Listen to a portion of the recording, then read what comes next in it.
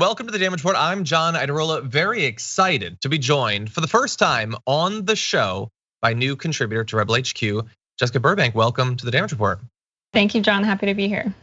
Glad to have you on. So you have already released your first video on Rebel HQ, so people are starting to get an opportunity to get to know you a little bit better. But tell me a little bit about your background pre-joining Rebel HQ and some of what you're going to be focusing on in your work there. Yeah, so my background's in a little bit of public policy, a lot of economics, a lot of monetary policy and foreign policy. Worked with the Bernie campaign most recently. And after that, when organizing basically went online and went digital, I started doing a bunch of economic and political commentary on TikTok.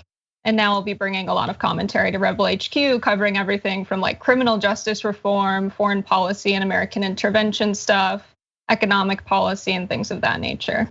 That's awesome. And I'm familiar with your TikTok. Everyone should definitely check it out. Very thoughtful and creative at the same time. So it's no wonder that you're doing very well over there. But I'm glad to have you aboard as well on our show.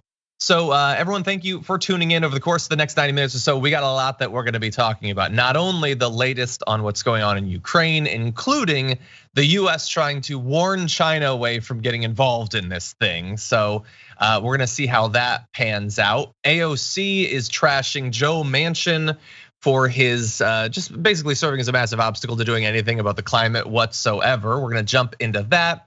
Ilhan Omar's got a new primary challenger with some incredibly questionable social media activity. I would have gone in a different direction if I were him. And we've got MAGA rally attendees and the wife of a Supreme Court justice doing questionable things. We had a lot to get to. So everybody, hold on to your butts. We're gonna be diving into a lot of different stuff. And along the way, if you wouldn't mind hitting the like button and sharing the stream, that would be great. So people know that we're live and all that. With that said, Jessica, are you ready to do this? Yeah, let's get into it. Okay, let's discuss some news, starting with this video. Российский премьер подчеркнул, надо усилить сотрудничество в рамках союзного государства, а на совещании в правительстве обсуждали, как сохранить доступность лекарств. So you're probably familiar with that video. That protest happened live on Russian TV just one day ago. It is Marina Yanakova, editor for Channel 1, rushing on air to hold up a sign saying that Russians were being lied to about the war in Ukraine and not to believe the propaganda. She was eventually detained and taken away to be locked up, potentially considering legislation in Russia for up to 15 years. So obviously incredibly brave there. What you might not know is that not only went viral in the US and around the world, but actually got a lot of attention inside of Russia. Yakov Kronrad said it sends shockwaves through all of Russian society, noting that it was even discussed later on state TV, which enhanced its spread there in Russia, saying Yandex News had a story about it, and they rarely have anything that's against the main narrative. Her Facebook page was getting thousands of people commenting every minute. Literally, it exploded. Everyone was texting each other, calling each other, saying, "Did you see? Did you see what happened?" And many of the human rights activists that I'm talking to feel this may very well be the start of the wave to see someone like that. Channel 1 has 250 million viewers. It's the #1 watch station by most common Russians. For a lot of Russians, this is the first time they saw any dissenting voice. So look, any of these protesters, it's incredibly brave considering what they're up against and how many have already been locked up. To do it on air like that, at risk to potentially years of your life, to start a conversation that might break through some of the propaganda, even more brave. Jessica, what do you think about all this? Yeah, I think it's really intense. Just the fact that this could be the first time that so many people are hearing a different narrative from what Russian media is pushing is just insane. It's absolutely insane. And you wonder how the conversation is going to continue after this, how Russian media is going to crack down on any responses to this. Is her Facebook going to get deactivated? How will these people connect with each other and get information after this? I think it's really interesting and definitely not the end of this. Yeah, I do wonder about, we've already seen, like, it's not like prior to this conflict, there was a totally open environment for independent media or anything like that. There's been even more moves against that since the invasion started. It's great to get in with these messages while you can, because yeah, the open access to a lot of apps has been reduced, I believe on Twitter as well. And so we're gonna have to see, but it is a courageous thing, not only for There's regular Russians doing it in protests, being hauled away. People like this editor of Channel 1 potentially losing her job. There are celebrities speaking out against it, and God only knows what will happen to them long term, both in terms of their economic opportunities as well as possibly being locked up. And so very courageous. But I do want to let you know that the war continues. Russian missile strikes hammered multiple neighborhoods in Kyiv on Tuesday, just earlier today, hitting at least 3 residential buildings, the entrance of a subway station, and a surrounding market. And by the way, despite the ongoing conflict, and we're going to give you a little bit of a map in just a sec about where some of this is happening, the effort to reach some sort of diplomatic conclusion continues. The prime ministers of the Czech Republic, Poland, and Slovenia crossed into Ukraine early this morning by train. They're trying to meet up with President Zelensky, demonstrating the resolve of some of the allies of Ukraine, putting more international attention on this. And the diplomatic effort between Ukraine and Russia has been continuing as well. Although, Jessica, so far, it doesn't really look like there's been any breakthroughs. Maybe not surprising, but disappointing. Yeah, I mean, what's really sad is the decision makers in this conflict are not going to be the people dying in the conflict, right? We've got these leaders making decisions, playing geopolitical games with each other, right? It's strategy, it's a lot of game theory. And to see citizens in Russia stand up against it, and to see so many people around the world say war is not what we want, I think makes this really interesting. Like, it makes me wonder if we had social media to the extent that we do today during, say, the Vietnam War, what would it look like? We're really seeing a war that's on mainstream media and social media. So we're getting the commentary from top decision makers and strategists, but also the people separately. Yeah. And the narratives almost never match up. Yeah, that's a great point. I mean, I don't even think you need to go back that far, like the war in Iraq. Yeah. I mean, there was some social media, but there wasn't Facebook, I don't think. There wasn't Twitter, or there wasn't Instagram, certainly no TikTok or Telegram or WhatsApp. Like, there was some ability via blogs. Maybe there were podcasts at that point, but how different might it have been? And we got footage out of those conflicts too. In Iraq, a lot of footage on like CNN live and everything, but that's a certain sort of footage. Like, we're seeing very granular on the ground footage of the devastation of civilians in particular in Ukraine. Is it possible that, I don't know, that maybe if in the run up to Iraq we'd had a bit more focus of that? I don't know. It would have maybe broken through a little bit of the mainstream media chokehold on the narrative around that conflict. Yeah, absolutely. We love to paint conflicts like they're black and white. Like, there's always a clear villain and always a clear hero. And like, even in Russia, this protester might see, okay, on Russian media, they're saying that Russia's exhibiting like a lot of restraint, only targeting Nazis. But then you see this footage of them just like decimating towns, attacking civilians. That adds a lot to the narrative here. It's not so black and white. There's a lot of nuance to the situation, and the more people can get media from other sources, the better it is. Yeah. Well, no, I am glad to know that they're only targeting the Nazis. I mean, yesterday on the show, we talked about how they'd bombed this residential block and killed 3 civilians. It is an amazing feat to be able to level an entire residential block and only take out the 3 Nazis that are living there. I am glad that they exercise this restraint and careful targeting. Anyway, we're gonna turn to something slightly different in just a sec, but I did want to acknowledge in real time, Brother Mucker, with 100 subs gifted on Twitch. How nice of you, what an ambassador. Thank you very much. The US is now warning China to stay out of it. Don't get involved in anything going on in Ukraine. They apparently had a 7-hour meeting with China's top diplomat just yesterday. They said, this is Jake Sullivan, National Security Advisor, warned of consequences, vague, ill-defined consequences if Beijing materially supports Russia's war in Ukraine. Now, they said that the US has warned allies in a diplomatic cable that China has, quote, signaled its willingness to provide Russia with weapons. This includes surface-to-air missiles. Beijing has not only denied that they're gonna do this, they've denied that they've even received any requests for weapons from Moscow. It says that they also haven't armed parties to other recent interstate conflicts. But in at least one area, China already is involved in the fight, if not materially. Chinese government spokespeople have blamed the US and NATO for Russia's invasion. They aren't using the word invasion, by the way, when they talk about this. State media in China is spreading the conspiracy theories about bioweapons labs as an excuse for the invasion. Government censors are making sure that people in China hear as little as possible about the deaths of civilians. And Chinese internet forums are full of support for Moscow and vitriol for NATO, which some of that might have been there before the conflict. I don't know that that's necessarily new, but Jessica, what do you think about this? About the U.S. trying to stop, like the other world power from getting involved in this, trying to keep it between? Well, I mean, I guess my knee jerk is to say Ukraine and Russia, but really between the U.S. and Russia in major terms. I think by having this conversation is putting us in a stalemate. Like any take on the situation in Ukraine that's not based in wanting de-escalation and peace is just like unhinged and insane. And so when we consider US intervention here, we have to ask the one question: will we make the situation better or worse? And the prospect of China getting involved, if we take direct military action, almost makes our decision clear that we can't really get involved. Like now we're in a stalemate because we can't have world powers fighting this proxy war in Ukraine. Yeah, I mean, I add that to the list of all the reasons we can't get directly involved militarily. I'm perfectly fine with that list being larger, more clear, more indisputable for more people. The thing about it though, it just seems a little bit weird, which is like the US telling China, like, don't get involved. Specifically, don't send any weapons.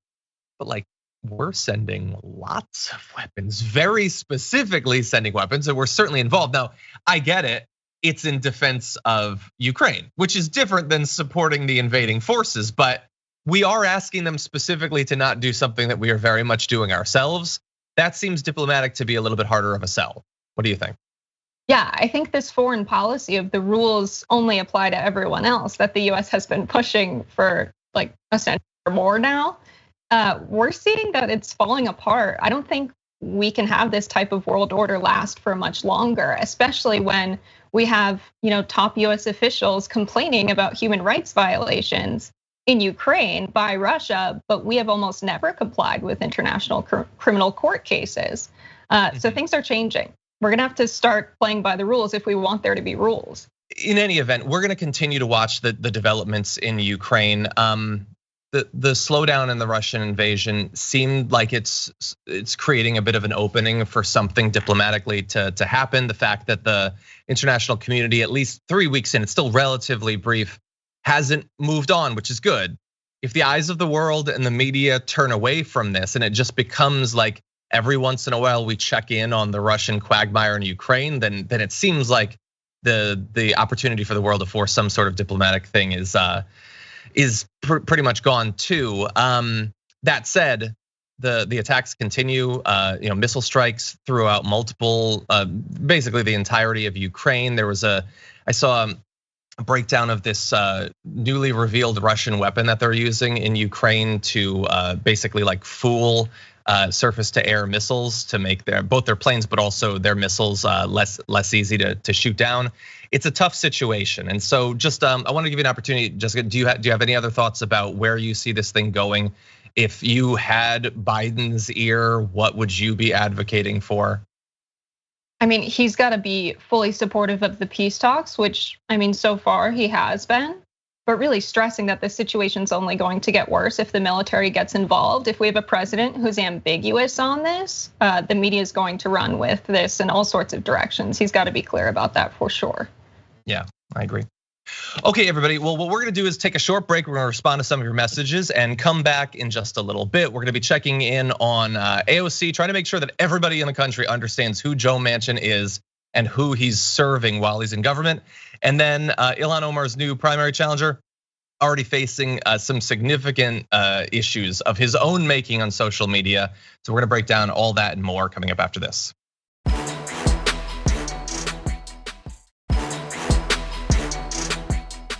Okay, now we got to get back to some news. We're gonna turn domestic. We got a lot more to talk about, so everyone get ready. Let's jump into this. Representative Alexandria Ocasio-Cortez is once destroying Joe Manchin over his obvious corruption that nobody can dispute at this point. And we're gonna break down exactly what she said. But first, you need to understand Joe Manchin and what effect he's having on the ongoing domestic conversation about doing something about climate change. I know it's easy to think nothing's being done. In effect, that's kind of how it is. But there are negotiations going on. So Joe Manchin recently was quoted as saying, I'm very reluctant to go down the path of electric vehicles. I'm old enough to remember standing in line in 1974 trying to buy gas. I remember those days. I don't want to have to be standing in line waiting for a battery for my vehicle because we're now dependent on a foreign supply chain, mostly China. So there's a lot there. There is the possibility that Joe Manchin thinks that batteries and EVs are changed like batteries and other things. I could be wrong, but Jessica, I think his comments leave open the possibility that he has a bit of an issue understanding how these batteries function. Joe Manchin was so unintentionally funny with this comment because I'm just picturing what his imagination looks like of like going to get a new pack of Duracell for his vehicle. It's hilarious, but then on the one hand, you wonder like maybe he's absolutely not ignorant and he's trying to tie what's going on with gas to batteries and to electric cars so his constituents stay behind him, that gas prices are on their mind, so he's gonna draw this parallel that actually isn't there. Yeah, it is possible that he thinks like you go to the store. I'll take 2,000 D cells. That's not actually how it works. Now Tesla had talked briefly about doing hot swapping of batteries. That never went anywhere. That is not how it functions. By the way, like you talking about him tying it to gas prices, I want everyone to stop and think about how insidious what he is saying actually is. He is using the fact that gas prices go up and sometimes you have to wait for gas, not in decades, but let's say hypothetically you did, as an argument not to get off of gas. Like he's reminding everyone of how terrible our system of fueling our cars are so that we will keep that exact system. Think about that for a second. Anyway, also, let's say that generally he means that we need batteries from abroad, and so maybe you have to wait for a car to be made. Okay, here's an idea. Then let's invest in making them domestically, which by the way, we already are. There are 13 new electric vehicle battery factories planned for the US in just the near future. That was announced last year. There's no reason he couldn't know that. Some of the locations for those, by the way, have not even been picked yet. In theory, if he wasn't so invested personally in fossil fuels, he could be pushing for West Virginia to be the site of one of those factories. Why not? I'm sure they could use the jobs. Anyway, in terms of the minerals that are needed for these, Biden wanted to put more money into domestic production of those. Joe Manchin's not in favor of that anyway. He also, by the way, attacks Democrats for wanting to spend money on EV charging stations, saying he has a hard time understanding the use of government money for charging stations. Quote, I've read history and I remember Henry Ford inventing the Model T, but I sure as hell don't remember the US government building filling stations. The market did that. The crowd erupted with applause. This is not a regular crowd, by the way. These are industry lobbyists and stuff like that agree with Joe Manchin on energy. But like, yes, gradually, when nobody had cars and they were gradually replacing like horses and stuff, yes, we naturally built it out. We have a climate emergency right now. And we're fine subsidizing certain industries, by the way. We still subsidize the fossil fuel companies. I think it's a bit weird to say that subsidizing an up and coming industry that he's saying we're lagging on, there's huge flaws in logic here, Jessica. Yeah, totally. I mean, even drawing the parallel of, well, if we have to get batteries from China, we're depending on some foreign country that we don't want to support. When the reason gas prices are high right now is partially because people are talking about sanctioning Russia. And I think that's really interesting because if we want to compete with China, well, how did China get to this position of being a #1 producer of these batteries? They invested in it. They invested in building clean energy infrastructure. And so if we want to compete with them, how about instead of subsidizing the oil industry, we invest in it ourselves? But Joe Manchin, of course, doesn't want to make that argument. Is the only thing that's gonna save us like if the battery manufacturing industry starts buying politicians? Because right now it's just like the oil and coal, they own a lot of media, they own a lot of politicians, and so I guess just nothing else can break in, even if all of their points are directly contradicted by how this thing would go down. In any event, but by the way, his opposition to building out that EV infrastructure was consequential. House Democrats had proposed in the infrastructure bill that was passed, the bipartisan one, they put $7.5 billion into it. They wanted to expand that to $85 billion. It wouldn't just be for the charging infrastructure, but a lot of it would be. No, some powerful, influential Democrats think it's a joke. So no, it's gonna be a little bit harder. It's gonna take a little bit longer to build it out. Great for regular Americans. In any event, as I said, the fact that he is taking these positions clearly because he has a financial interest with fossil fuels did not escape a lot of people, including Representative Alexandria Ocasio-Cortez, who says, truly bizarre how in Washington, it's totally allowed and acceptable to accept hundreds of thousands in fossil fuel money and own millions in fossil fuel investments while brazenly killing clean energy policy. But what's not acceptable is raising that fact and questioning the connection. She acknowledges, same goes for pretty much every other industry too, though, big pharma, Wall Street, etc. And she is totally right. The fact that he has not just the sort of vested interest that a lot of them do, that they receive checks from these industries, that they think about the possibility of going, someday to serve on a corporate board or something like that. All of that can pervert our political outcomes. But he himself owns a coal company. The idea that he should be able to weigh in on any of this, Jessica, just seems maddening to me. Yeah, I mean, we can't expect our representatives to represent us if they're in there trying to represent these companies. I mean, it's a clear conflict of interest. And the fact that we have legislation being introduced to potentially, stop insider trading is huge, but very few people are talking about that. Exactly. Yeah, we've tried to make a big focus on it here multiple times. It's the sort of topic though that, man, if they don't ram it through almost instantly, there are so many in Congress that are just gonna happily watch it die, including Nancy Pelosi, by the way. She was against it in the first place. She backed off a little bit once there was pressure, but as of right now, she's getting what she wants. It isn't a big focus of our national conversation, which I get. People are rightfully outraged at what's happening in Ukraine and all of that. But it does drain a little bit of the room for other conversations, like changing individual stock ownership. And by the way, we definitely need to do that. We need to change that. We've seen, even with Ukraine, war profiteering from people like Marjorie Greene, as well as a number of others, including Democrats, including senators. But owning an industry and then getting to choose what legislation passes or doesn't that would regulate that industry, I just do not understand, other than the fact that our system is controlled by the wealthy, how that could possibly be legal. What do you think? Yeah, I think what we've got to do is, if you saw on International Women's Day, there was this bot that was tweeting back on corporations like Goldman Sachs what their pay gap was. We need a bot that's just scraping open secrets data, and anytime a politician, a member of Congress tweets, they reply back with their stock holdings, every single time. I like that. Yeah, definitely. We need to get someone to set that up. Maybe that kid who's tracking Elon Musk's jet or something. He seems pretty tech savvy. We can get him working on it.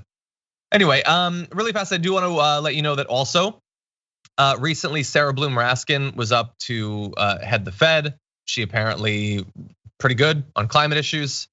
Joe Manchin wasn't accepting it specifically because of her position on climate, so they sunk that. How one person holds so much power over the future of our legislation in the area of climate change. But don't worry, it's only a crisis that we're not addressing. By the way, I wanted to give AOC credit on one other thing. Stephanie Ruhle had pointed out, and the news was all over the place yesterday, that oil dropped back down below $100 a barrel. It might have risen a little bit above that now, and it is still higher than it was a few months ago. I think at one point, not that long ago, it had been about $67 a barrel or something like that. But if the price is going down, why isn't the price of gasoline going down? Isn't this what they hide behind? That there's nothing we can do. It's not price gouging. The price is up, but the price isn't up. So if there's any logic to the world, we should see the price of gasoline go down in the near future. Yeah, I think that's totally right. I think, it might not technically be price gouging, but if we were to ask, okay, you're increasing the price, but you could still be profitable if you kept prices the same. Now we've got working people struggling to pay their bills. They can hardly afford to drive to work or bring their kids to school. Is this ethical? It might not technically be price gouging, but it can still be entirely unethical. Yeah, I feel like it is. I understand profit to a regular person. The fact that they're profiting seems like enough to them.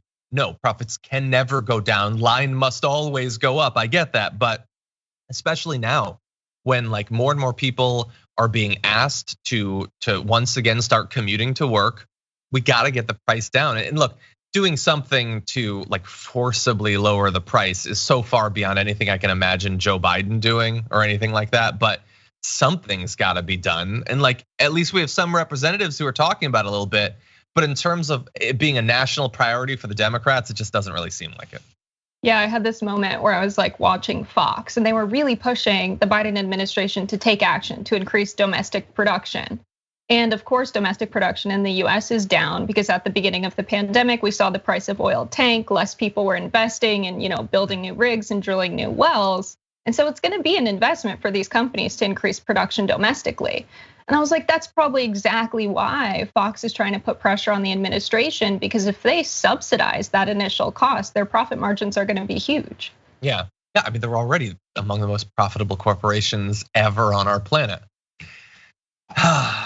Wickedly profitable and constantly uncertain and scared of any risk whatsoever. That's a weird combination.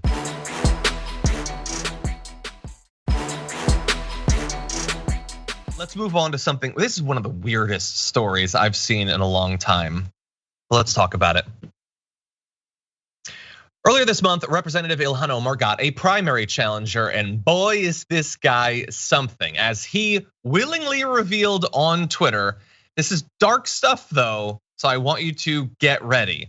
But it started thanks to Brianna Rose Lee, who apparently is a member of the Dragon Squad and a fan of the show. Brianna Rose Lee, if you're seeing this, thank you for watching and also for pointing out some inconvenient facts for Don Samuel. So she tweeted, "Who is Ilhan's primary challenger? A man with such poor judgment that he literally is the person responsible for a child drowning and dying while he watched from shore. If you can't trust him to babysit, how can you trust him with an entire district? Meet Don Samuels." Now here's the thing. We're gonna give you the facts on what happened, and whether you think that's a 100% fair accounting, we will have that debate. But in response to that tweet, Don Samuels, the guy running in a primary against Representative Ilhan Omar, tweeted, "Can't swim, but can govern." Again, a child drowned. He tweeted, "Can't swim, but can govern," which is so shockingly casual considering what we're talking about here. Now, Will Stancil, who is the Twitter account that spread what Brianna said that I originally saw, he tweeted, "I want to be clear about this for non-Minnesotans. Don Samuels is Ilhan Omar's primary challenger. A child drowned while being taken to a park in a small group by Samuels and his wife, who run an education nonprofit. He says can't swim, but can govern." Why would you send that? Just like, I've never been a candidate. I understand there's a lot of pressure and all that, and you can't always tweet a winner. But how could you say something so minimizing as that, so jokey as that?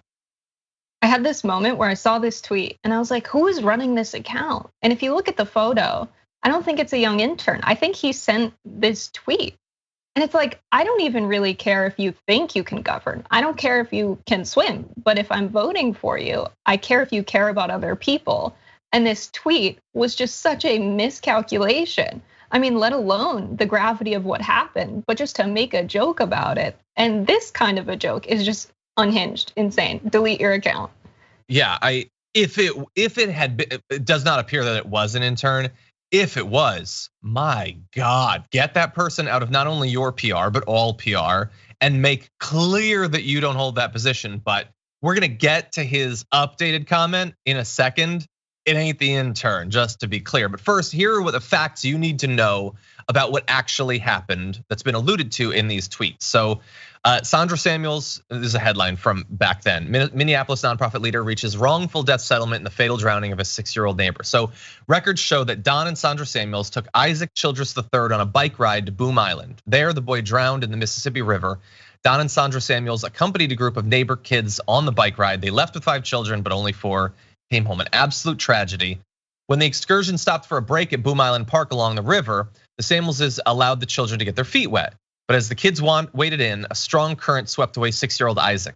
Search team led by the Hennepin County Sheriff's Office Water Patrol found his body 2 days later. So an absolutely unimaginable tragedy.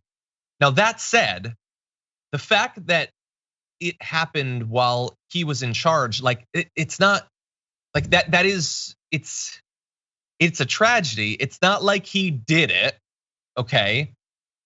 But you have to manage it. You have to be ceaselessly understanding about what you were unwittingly and regrettably involved in. There can be zero room for minimizing it in any way. And there are so many tweets that he could have sent that would have been bad, but far better than this one. He goes on to say, after the hubbub about this, I deleted a tweet because I became defensive about a remark from my opponent's staffer about the most devastating day in our lives. Twitter isn't the medium for that conversation, and I capably showed why. I'm sorry. Jessica, what do you think about that as an apology? Well, as a former camp counselor of children who would swim, I feel uniquely qualified to comment on this. And it's true that you don't even have to be able to swim as the director of this camp. I mean, you're supposed to hire lifeguards or have safety precautions so things like this don't happen. And even if it was a tragic accident, this apology is like when people don't apologize for their actions, but they're like, I'm sorry if I made you feel that way. I'm gonna make a half-baked joke about the death of a child under my care. That'll really catalyze public favoritism of me. And when it doesn't work out, you're like, sorry, I made you guys feel that way. Twitter made me do it. What? Yeah, I just can't understand it. Now, Ilhan Omar, maybe this is to her credit, we can have a debate about that, hasn't directly engaged with this. As far as I've seen, she hasn't tweeted about this, but she has retweeted some of these tweets, including this, where Tim Minett says, Don, is this really all you want to say? He's responding to the apology, quote unquote. All you want to say about the death of a young child that was in your care? This comment is truly appalling. I can't imagine that child's mother reading this flippant response. So she did retweet that. And she also retweeted David Brower's tweet, which quote retweeted a couple of things that Don Samuel's law firm had been involved in, which looks like a smattering of different right-wing culture war grievance stuff. So that's an interesting strategy, to not directly say anything about it, but to help make sure that people know that it's happening. What do you think about that? I think it's a good move. I mean, you don't want to be dragged into a debate about this, but give the people information about the candidate who's running against you. I think it's a good strategy for anyone who supports Ilhan Omar's run. Yeah, she definitely, purely pragmatically, strategically for her campaign, I'm sure she would love for as many people as possible to know about this, but it's so nasty, it's so needless that you don't want to be directly involved in terms of commenting. I feel disgusting even talking about it because I can't imagine a person communicating in that way. Anyway, with that said, we are going to take our second break, respond to some of your comments. There is a lot coming up, including a Democratic PAC that says that Trump is actually breaking campaign finance law in a way that you might not have noticed. We're gonna give you the details on that. And then also Rudy Giuliani, his circle of goons tied up in even more bad behavior, apparently receiving massive payouts from a Russian oligarch to influence an election. We'll give you the details after this.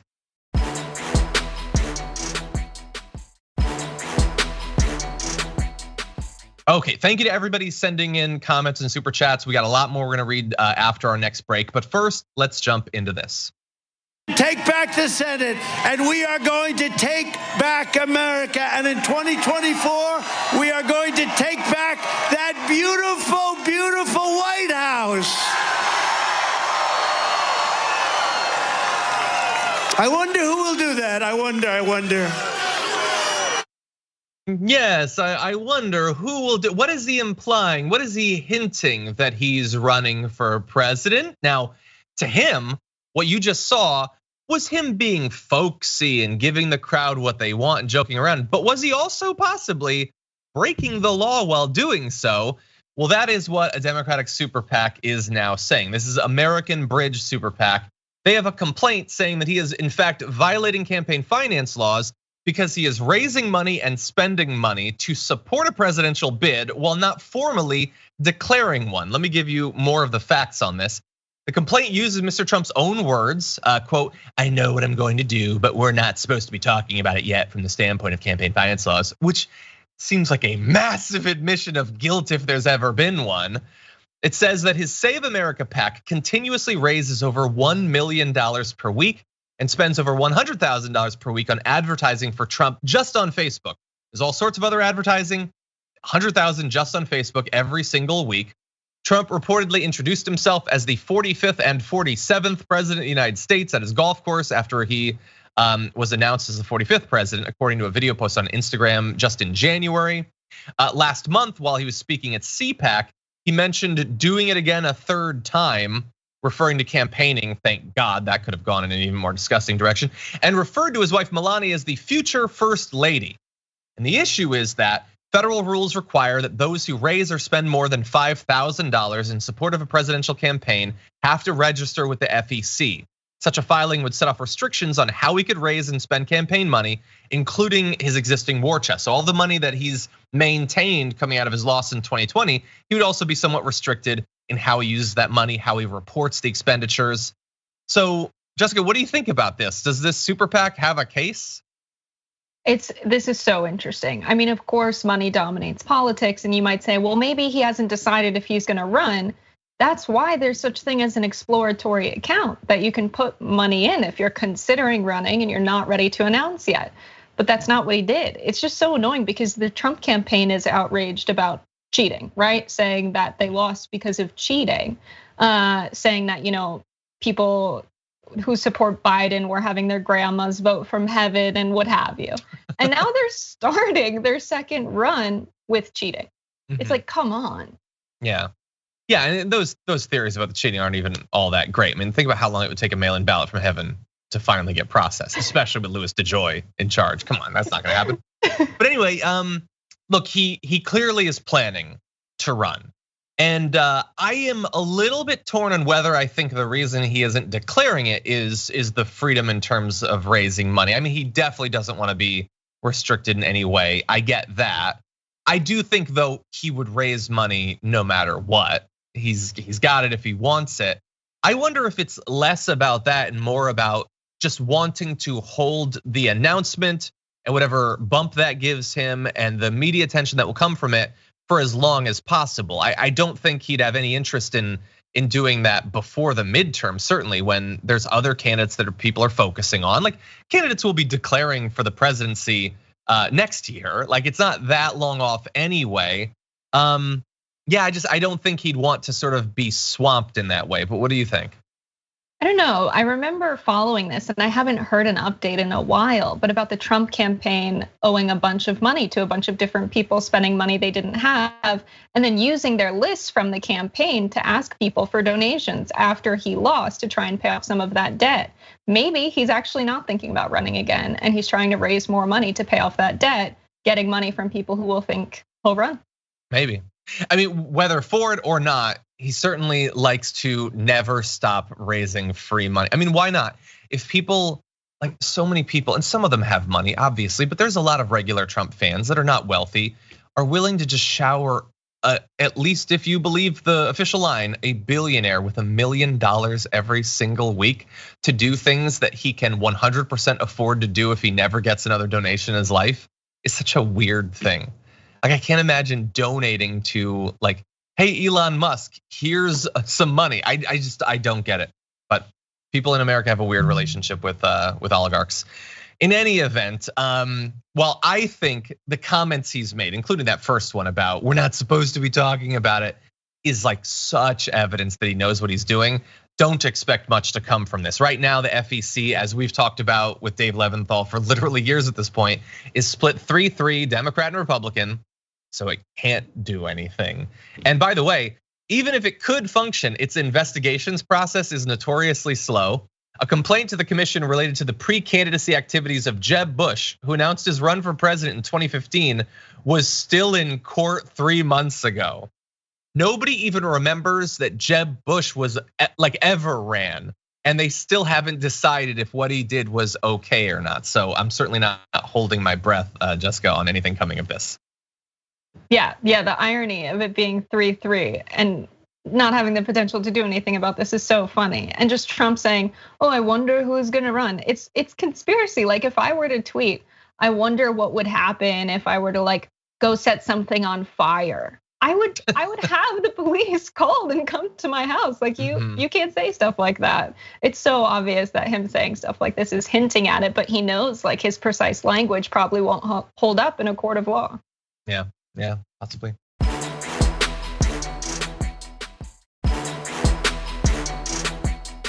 Okay, we're gonna turn to another story to close out the hour in just a sec. Before that, I do wanna read a few of your comments and let you know, by the way, Indisputable will be featuring Adrian Lawrence and Ben Carollo. So very exciting Indisputable coming up right after our program. You can watch that on Twitch, twitch.tv/TYT, as well as youtube.com/indisputable_TYT. So get ready for that. Lots to look forward to today. Ted Cruz Wedgie Dragon has been a member for 9 months on YouTube. Says, hey John, I was born about 10 miles from Bridgeport, Connecticut in 1988. How exciting. He didn't say what direction, because that could be in the water. Maybe it was a houseboat. Could have been Long Island. Could have been Long Island, maybe. But anyway, look at this. People from Connecticut. Another one of our represent. Exactly. Are you familiar with Yasmin Ali Khan, who does work on the? So she's originally from Bridgeport as well. Like, what weird representation for Connecticut on one network. Anyway, let's see. Billy B. Williams, thank you for your super chat, much appreciated. Durlook says, I have an electric car and it's awesome, no gas ever. Yeah, my previous car was electric. It had, this is early on, so it did not have very much range. It was like a 70-mile car. So that was a little bit inconvenient, but I never ran out. I lived my life. Can't wait to have an electric car. Anyway, Daedalus says, former camp counselor lifeguard here. Even if you can't swim, you are responsible for those kids. What a train wreck. Yeah, I know, I agree. I'm a little bit less comfortable attacking what happened than his response to it. I wasn't there. I don't know what they tried to do. And I can only imagine how horrified they are by what they were involved in. The thing is, it is now on you to handle it as respectfully and responsibly as possible. There are still grieving parents out there. Anyway, Ayalana's been with us for Twitch for 14 months. As my partner and I are looking at an EV as a second car. We live in an apartment, but our local library has charging stations. Really want to do better with climate and less gas. I agree, great priorities there. In any event, let's have some fun. Let's close out this first hour the right way, talking about this. We know that Rudy Giuliani has been wrapped up with some really shady characters, but take a look at how shady monetarily some of them are. We have new charges against Andrei Muravyev, a Russian oligarch who apparently donated or transferred a ton of money to a couple of his accomplices and some of what Giuliani got involved in. And we're gonna give you all the details. Andrei is accused of conspiring with Lev Parnas and Igor Fruman to secure retail marijuana licenses by funneling $1 million to political candidates in 2018, according to an indictment unsealed on Monday. The oligarch agreed to provide $1 million to fund hundreds of thousands of dollars in state and federal political donations in Florida, Nevada, Texas, New York, and New Jersey leading up to the November 2018 elections. And so this is quite a bit of money, not in terms of like you're not gonna be able to swamp the overall spending of the 2018 cycle, but to influence people on a specific issue, $1 million spread around the right way, that might be able to do it. And obviously the Russian oligarch can't do that directly. They can't make those sorts of donations, but they've got these Parnas and Fruman who can do it for them. And it's particularly insidious. On a topic, by the way, like marijuana, like legalization, I'm in favor of, but I want the fundraising for it, the actual campaign spending for it to be done the right way. Jessica, what do you think? I think this is ridiculous, right? Like Rudy Giuliani, I feel is almost a case study of a person. If we were to remove morals and values, what would happen? It's ridiculous because during the presidential campaign, of course, he was involved with Russian oligarchs and digging up dirt on Biden. And that like almost made a little bit of sense. Okay, like you're working for this campaign, you're a terribly corrupt individual, but you're trying to make your candidate win. Now it's just doing favors for Russian oligarchs. It's absolutely insane. Yeah. Well, by the way, in a couple of minutes, we're going to turn to Giuliani's ongoing involvement in some of this. But right now, Muravyev is facing up to 10 years in prison if convicted on both counts around that. Especially because there was a number of different efforts to, you're not going to be surprised to find out, muddle where exactly the money was coming from, where it was going, what it was going to be used for, and all that. Parnas and Fruman were arrested in connection with the scheme back in October 2019. Parnas was convicted last October. Fruman pleaded guilty last year. And so again, as in some of the earlier stories we were talking about, it can take a very long time to adjudicate some of this. In any event, the U.S. attorney who's still pursuing this says that Muravyev attempted to corrupt our political system to advance his business interests. The Southern District of New York is committed to rooting out efforts by foreigners to interfere with our elections. Although again, to be clear, not just in New York. They were spreading around a number of the large states that either had already or were considering different sorts of marijuana legalization. Jessica, what do you think? Yeah, I think the fact that it's about marijuana legalization is so interesting. This is not what I would imagine Russian oligarchs would be interested in American politics. But it's clear that they just see a huge business opportunity, and that's why they're doing this. Yeah, I definitely think it's a new industry. I think in theory, long term, there can be a lot of money to be made there. I think it's one of the fears that people have about this topic more generally is that like there's been this effort for decades to get legalization.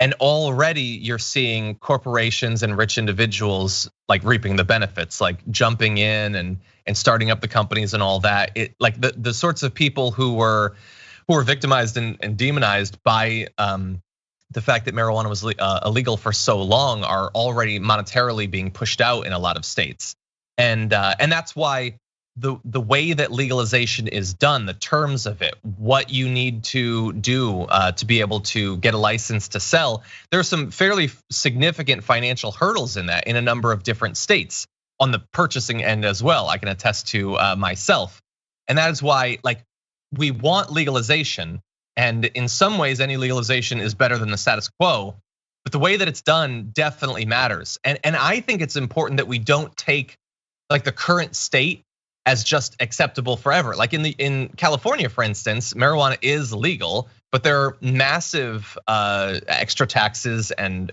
fines and all that make it far more expensive. It is difficult in most states if you're one of the owners of one of these companies to use the banking system. It's just like we have this starting off point, but I feel like there's a lot that can still be done. What do you think? Yeah. I mean, we've got to expunge records. We've got to release people who are currently in prison on drug offenses related to marijuana. I mean, that's number 1 and 2 when we talk about legalization, but also having some kind of incentive structure that favors people who were at the brunt of having marijuana being illegal, who are in jail from selling this stuff and using this stuff or just carrying it. I mean, we've got to let them reap the benefits more than like these white venture capitalists or even Russian oligarchs. Exactly. Yeah, at the very least, can they be our oligarchs rather than Russian ones? No, I don't really care. But anyway, returning to Rudy Giuliani, he remains under criminal investigation as authorities decide whether his interactions with Ukraine officials required him to register as a foreign agent. And his involvement with Parnas and Fruman, of course, isn't helping him in that area. It's several years ago. One would hope that we would at least know by this point if there's going to be any legal consequences. He's not acting as if he really fears it. Where do you see Rudy Giuliani going from here? Do you think it's likely that they're going to charge him with anything? If Trump does make it back in, is he dragging Giuliani to the White House once again? What do you think? I'd really like to see us get Giuliani on something. I think like one of the weirdest things about this is even if things go to court, you never know what kind of judge you're gonna get on this stuff. And I think Giuliani's probably the person in American politics who is really difficult to predict. It feels like he will do anything. Yeah, well, there's certainly no low. And that's one of the reasons that it's so easy to imagine a variety of different crimes being committed. I mean, it's easy to forget with the whole Ukraine blackmail investigation, Hunter Biden thing, like we focus on Trump, and I understand why. He was the one who ended up getting impeached over it. But Giuliani was so integral to that entire effort. And he didn't even get the minor consequences that Trump did. Like Trump wasn't really hurt by the impeachment or whatever, but at least it's a black mark on his record. Giuliani just skated through. Totally fine. I guess he didn't do anything wrong, or at least that's what the Southern District would have you believe as of right now. The investigation is ongoing, not exactly holding my breath. In any event, that is the end of our first hour. So if you're on one of our linear platforms, thank you so much for watching. But if you're on Twitch or on YouTube, we've got a lot more to talk about, including an absolutely bonkers video of a Trump rally attendee explaining what COVID-19 really means. That's coming up after this.